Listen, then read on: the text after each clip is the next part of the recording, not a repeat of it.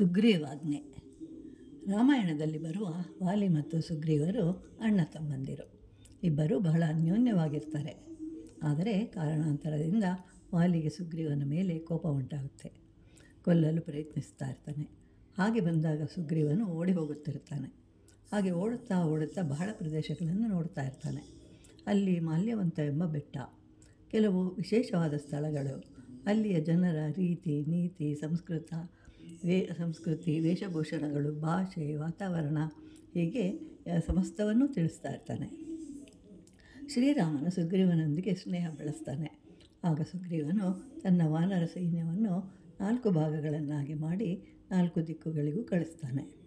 ಸೀತೆಯು ಲಂಕೆಯಲ್ಲಿರಬಹುದು ಎಂದು ಹನುಮ, ಜಾಂಬವಂತ, ಅಂಗದ ಇವರನ್ನು ದಕ್ಷಿಣ ದಿಕ್ಕಿಗೆ ಕಳಿಸ್ತಾನೆ.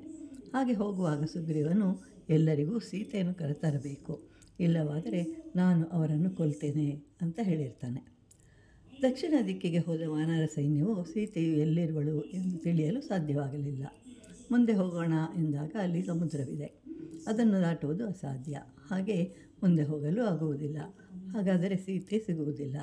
ಹಾಗಾದರೆ ಸುಗ್ರೀವನು ನಮ್ಮನ್ನು ಕೊಲ್ತಾನೆ. ಇಲ್ಲಿಯೇ ಇದ್ದರೆ ಜಟಾಯುವಿನ ಅಣ್ಣನಾದ ಸಂಪಾತಿ ನಮ್ಮನ್ನು ಕೊಲ್ಲುವನು. ಆದ್ದರಿಂದ ಇಲ್ಲಿಯೇ ಸಾಯುವುದು ಉತ್ತಮ ಅಂತ ಅಂದ್ಕೊಳ್ತಾರೆ.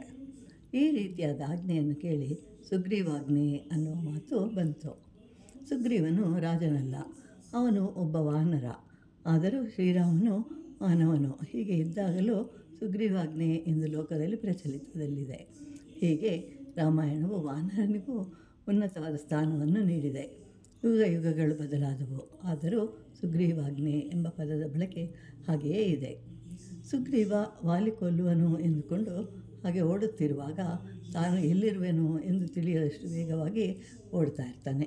ಹೀಗೆ ಸುಗ್ರೀವನು ದಕ್ಷಿಣ ದಿಕ್ಕಿಗೆ ಹೋಗುವವರಿಗೆ ಹೇಗೆ ಹೋಗಬೇಕು ಎಂಬ ಉತ್ತಮ ಮಾಹಿತಿಯನ್ನು ಕೊಡ್ತಾ ಇರ್ತಾನೆ.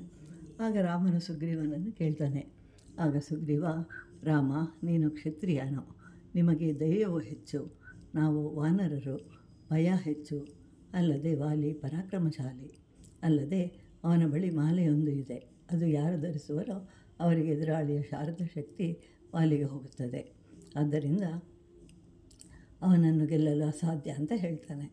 ಆದರೆ ಋಷ್ಯಮುಖ ಪರ್ವತದ ಮೇಲೆ ಬಂದರೆ ಅವನಿಗೆ ಸಾವು ಸಂಭವಿಸುತ್ತದೆ.